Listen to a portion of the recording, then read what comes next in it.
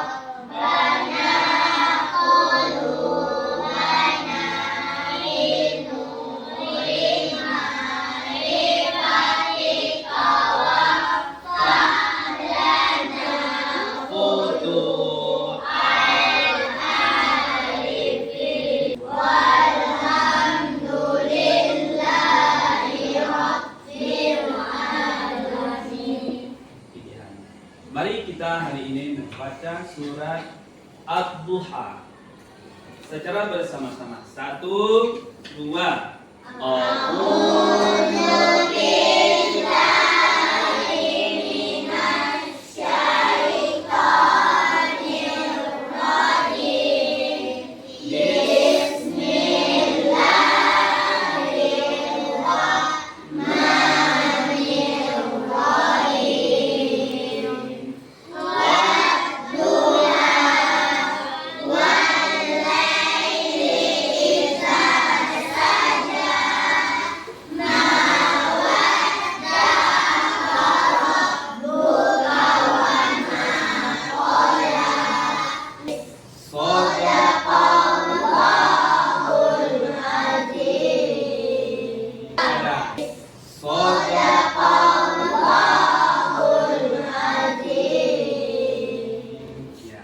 Lapang dengan berbagi. Yang hidup lapang dengan berbagi ini kita beratkan pendidikannya kepada zakat. Ya. Hidup lapang dengan berbagi, ya, sebagai kompetensi awal daripada hidup lapang berbagi adalah peserta didik diharapkan mampu meyakini makna zakat.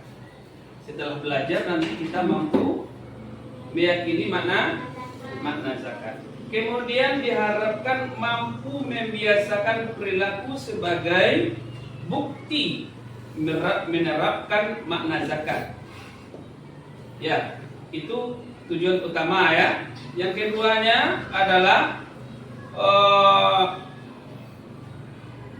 diharapkan mampu menjelaskan makna zakat. Jadi kalau makna zakat itu tergantung kepada definisi dari zakat itu sendiri. Kemudian dapat nanti diharapkan mampu mempraktikkan makna zakat dalam kehidupan sehari-hari. Yang mana kita dalam hidup kita, seandainya kita diberi rezeki oleh Allah sebagai rezeki yang berlimpah, ya, sebagai usaha yang maju, rezeki murah, sehingga penghasilan kita itu berlebihan daripada pokok makanan yang kita butuhkan setiap hari. Dan berlebihan dan kelebihan itu dinamakan itu harta. Ya, harta. Yang harta yang harus kita keluarkan apabila telah sampai kepada titik pokoknya, kepada syarat-syaratnya yang tertentu, yang sesuai dengan diterangkan Allah dalam Al-Quran yang dikenal dengan zakat. Ya, nanti dan kemudian sebagai tujuan yang dicapai dalam pembelajaran ini adalah peserta didik dapat memahami makna zakat. Apa?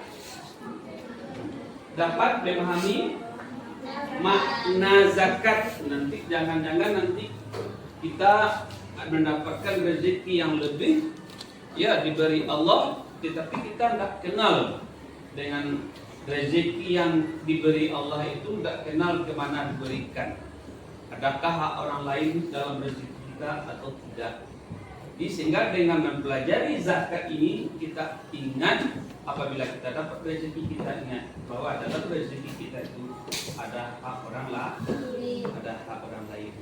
Jadi yang tujuan daripada yang dicapai adalah peserta ini dapat memahami makna zakat. Tujuan kegiatan pembelajaran, ya, sebagai tujuan pembelajaran pada hari ini adalah peserta didik dapat diharapkan mampu, mampu meyakini makna zakat dengan benar, kemudian mampu menunjukkan perilaku dermawan sebagai bukti mengimplementasikan zakat mal dengan kemudian mampu menjelaskan ketentuan-ketentuan zakat mal dengan benar, kemudian mampu menghitung besar zakat mal yang harus dikeluarkan.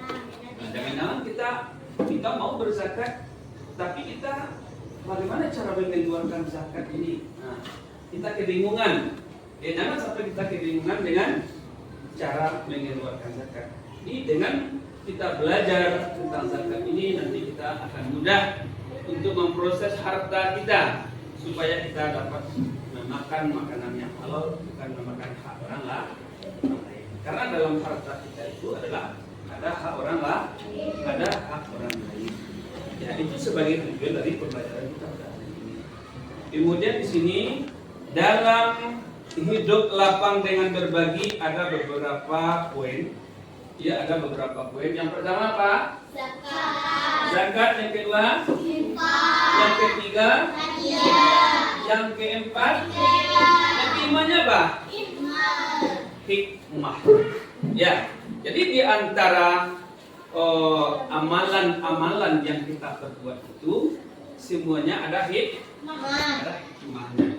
Zakat itu ada terbagi atas dua. Nih. Apa makna zakat yang pertama? Bukan, itu pembahagian zakat. Sekarang makna zakat itu terbagi atas dua macam, dua golongan. Yang pertama, zakat bermakna dari secara bahasa. Yang zakat bermakna secara bahasa adalah bertambah, berkembang, bersih atau suci. Ulangi lagi. Makna zakat secara bahasa adalah bertambah, berkembang, suci atau bersih. Boleh? Coba ulangi lagi. Zakat secara bahasa: suci, bersih, berkembang, bertambah. Coba secara keseluruhannya. Zakat secara bahasa artinya serentak. Suci, bertambah. Sekarang kita bahas sedikit dulu pelajaran kita tentang makna zakat menurut bahasa. Kenapa zakat itu dimanakan dengan suci? Ya, dengan bersih. Nah, karena di dalam harta kita ada hak orang lain. Kalau kita tidak membayarkan zakat, yang mana harta kita sudah cukup satu nisab, yang mana dalam satu nisab itu ada hak orang lain, artinya apa? Harta kita itu bercampur dengan hak orang lain. Kata Allah dalam Al-Quran menerangkan, wala talbisul haqqo bil batil. Janganlah kamu campur baurkan yang hak dengan yang batil. Dengan harta tadi, karena ada dalam harta kita hak orang lain, tidak kita keluarkan maka namanya harta kita itu adalah harta yang bercampur dengan yang batil. Kalau kita makan, artinya kita memakan hak orang lain. Setelah kita keluarkan hak orang lain, jadilah harta kita itu bersih dan suci. Itu artinya dengan makna. Kemudian dengan makna apa lagi? Yang kedua, tumbuh. Ya, yang dizakatkan itu harta bermacam-macam ya, bermacam-macam, tumbuh dan berkembang. Kalau kita lihat itu dalam segi mengeluarkan zakat, makna bukan tumbuh, ya. Tapi secara Secara istilahnya ada maksud di balik kenyataan. Ya, ada maksud di balik kenyataan. Kalau kita lihat, kita mengeluarkan zakat, harta kita berkurang. Tapi pada dasarnya orang yang mengeluarkan zakat itu hartanya itu berkembang. Ya, berkembang. Bapak contohkan. Satu pemberian berapa diberi pahala? Diberi 10.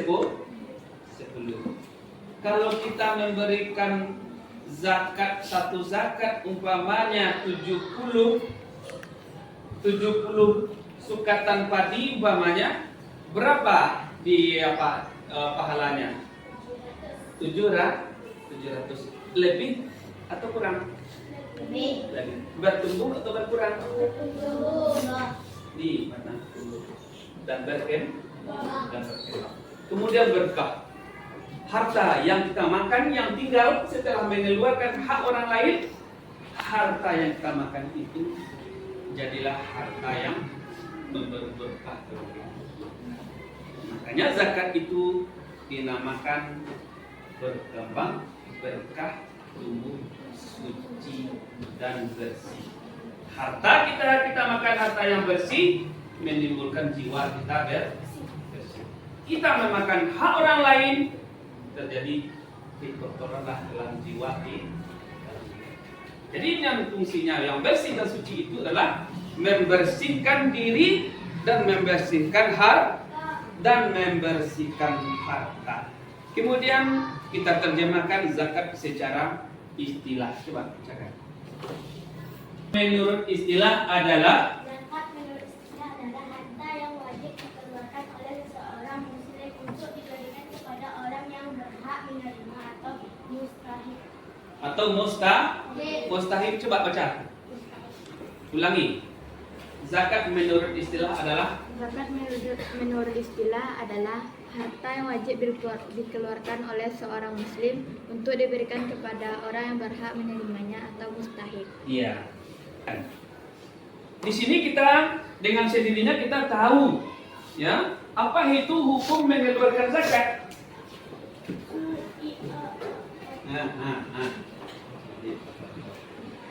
Apa hukum mengeluarkan zakat? Dalam definisi tadi sudah ada.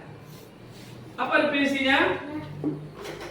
Kan? Harta yang wajib dikeluarkan oleh seseorang muslim.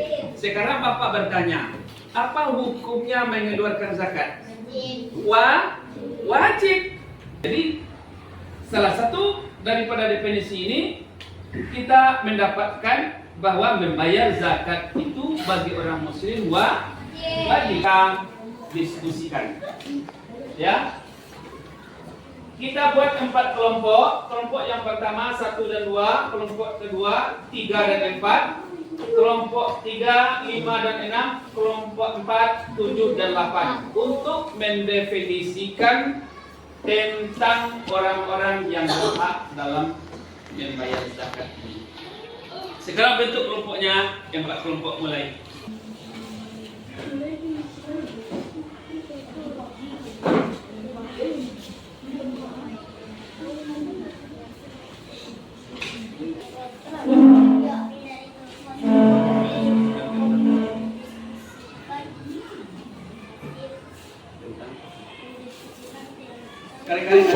Arif. Kami dari kelompok 1 mendeskripsikan tentang fakir dan miskin. Nah, Fakir adalah orang yang tidak memiliki harta dan tidak memiliki harta. Miskin adalah orang yang mempunyai harta atau pekerjaan yang tetap tetapi tidak mencukupi untuk kebutuhan sehari-hari. Pengertian dari fakir adalah orang yang tidak mempunyai harta dan tidak punya mata pencaharian yang tetap. Miskin adalah orang yang mempunyai harta, rumah dan pekerjaan yang tetap, tetapi tidak mencukupi untuk kebutuhan sehari-hari. ya, terima kasih. Kita kasih close untuk penunjukan. Sekarang mari kita tampilkan kelompok 2.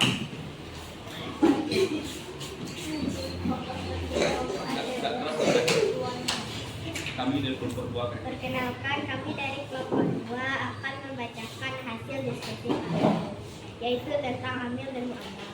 Amil adalah orang yang mengurusi zakat atau panitia zakat. Mu'alaf adalah orang yang baru masuk Islam dan hatinya masih dalam bimbingan atau pembinaan. Kesimpulan, amil adalah seorang panitia zakat yang berhak menerima zakat dan untuk dibagikan kepada orang lain.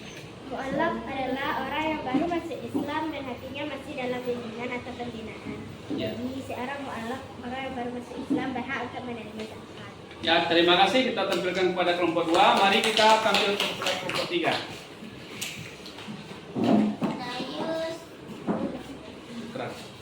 perkenalkan kami dari kelompok 3 mendiskusikan tentang hakikat dan galim. Engkau adalah hamba saya yang dijanjikan bebas atau merdeka, atau hamba saya yang dia berjanji untuk bebas atau merdeka, seperti seorang budak yang ingin dimerdekakan oleh majikannya. Galim adalah orang yang tidak sanggup membayar hutang untuk mengatasi kebutuhan hidup di jalan Allah, atau bisa disebut juga dengan orang miskin yang tidak bisa membayar hutang. Seperti orang miskin yang tidak sanggup membayar kebutuhannya yang dijual di jalan Allah. Ya. Mari kita tampilkan kelompok 4 terakhir. Baik, itulah pelajaran kita pada hari ini.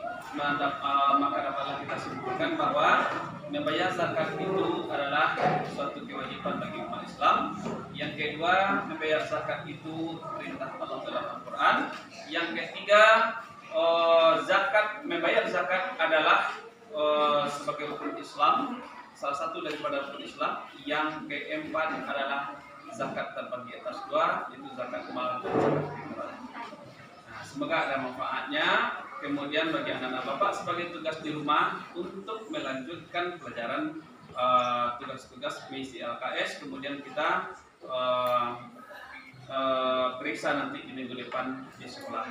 Hanya saya demikian, wabillahi taufiq wal hidayah. Assalamualaikum warahmatullahi wabarakatuh.